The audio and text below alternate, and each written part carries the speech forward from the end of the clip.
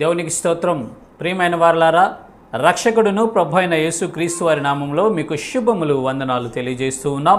దేవుడు మిమ్మలను, మీ బిడ్డలను, మీ కుటుంబములను దీవించి ఆశీర్వదించునుగాక. ఆమేన్. దేవునికి స్తోత్రం. హల్లెలూయా. ప్రియమైన దేవుని బిడ్డలారా, ఈ విశ్వాస యాత్రలో మనం వెళుతూ ఉన్నప్పుడు మనకు బుద్ధి అనేది చాలా అవసరం. మెళకువ కూడా కలిగి ఉండాలి. ఎందుకంటే మన శత్రువు అయినటువంటి అపవాది వాడు పొంచి ఉండి మనల్ని ఎప్పుడు పడేసి పతనం చేసి నరకములో పడవేద్దామని ఆలోచిస్తూ ఉంటాడు. మనల్ని భ్రష్టులను చేసి పాప సంబంధులుగా చేసి పాపమును మన చేత జరిగించి దేవునికి మనల్ని దూరం చేసి నరకములోకి, నిత్యాగ్నిలోకి మనల్ని ఈడ్చుకొని వెళ్ళిపోవాలనే వాడి యొక్క ప్రయత్నం. అందుకే వాడి నిరంతరము మన పట్ల వాడి కుట్రలు పన్నుతూ మనల్ని ఏ విధంగా పడేద్దాము, మనల్ని ఏ విధంగా నాశనం చేద్దాము అని ఎదురు చూస్తూ ఉంటాడు. అందుకే దేవుని యొక్క వాక్యం సెలవిస్తుంది. చూద్దాం. 1 పేతురు పత్రిక 5వ అధ్యాయము 8వ వచనం మనం చూస్తే ఈ రీతిగా రాయబడి ఉన్నది. నిబ్బరమైన బుద్ధి గలవారై మెలకువగా ఉండుడి. దేవునికి స్తోత్రం. హల్లెలూయా. ప్రియమైన దేవుని బిడ్డలారా, మనకు బుద్ధి ఎలాంటి బుద్ధి ఉండాలంటే నిబ్బరమైనటువంటి బుద్ధి కలిగి ఉండాలంట. నిబ్బరమైనటువంటి బుద్ధి కలిగి ఉండాలి అంటే ఏ పరిస్థితుల్లోనూ చెక్కు చెదరకుండా ఉండాలి. నిండుకుండా తొణకదంట. నిండుగా కొండ తొణకదు, వెనకదు.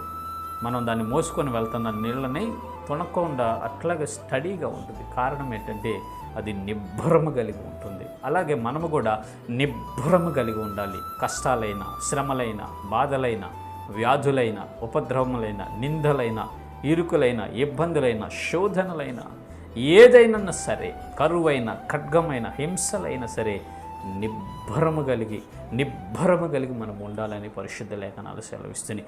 నిబ్బరము గల బుద్ధి కలిగి ఉండాలి. సుబుద్ధి, నిబ్బరమైన బుద్ధి మనము కలిగి మెళకువగా ఉండాలి అని పరిశుద్ధ లేఖనాలు హెచ్చరిస్తున్నాయి. ప్రియమైనటువంటి దేవుని బిడ్డలారా, మెళకువ అనేది చాలా అవసరం. మెళకువగా మనం లేకపోతే, ఒక యుద్ధంలో ఒక సైనికుడు వెళ్తున్నప్పుడు అతను మెళకువగా లేకపోతే శత్రువు చేతిలో హతమైపోతాడండి. శత్రువు చేతిలో హతమైపోతాడు. ఆ మెళుకు అనేది ఆ సైనికుడికి ఎంత అవసరమో ఈ విశ్వాసయాత్రలో ఉన్నటువంటి మనము, ఈ ఆత్మీయ యుద్ధంలో ఉన్నటువంటి మనము, ఈ ఆత్మీయ యుద్ధము చేస్తున్నటువంటి మనము చాలా మెలకువగా ఉండాలి. కన్ను రెప్పపాటులో మనం కునికేమా శత్రువు మనల్ని ప్రతనం చేస్తాడు. శత్రువు మనల్ని ఓడిస్తాడు. శత్రువు మనల్ని పడదీస్తాడు. శత్రువు మనల్ని గాయపరుస్తాడు, కృంగదీస్తాడు.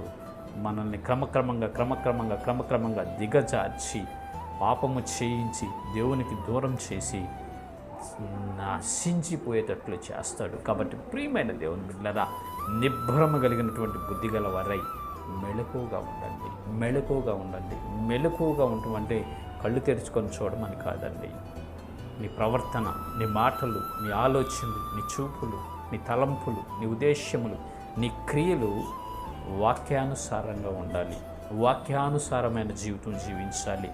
దేవుని యొక్క కట్టడలు, దేవుని యొక్క ఆజ్ఞలు, దేవుని యొక్క ధర్మశాస్త్రమును అనుసరించి నడుచుకునేటటువంటి ప్రవర్తన నీది ఉండాలి అని పరిశుద్ధ లేఖనాలు సెలవిస్తున్నాయి. అది మెళకువగలిగి ఉండటమే. నిబ్బరమైన బుద్ధి కలిగి, మెళకువగలిగి మనం జీవించుదాం.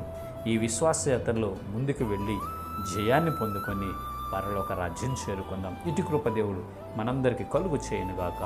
ఆమెన్. God bless you. దేవునికి స్తోత్రం. హల్లెలూయా.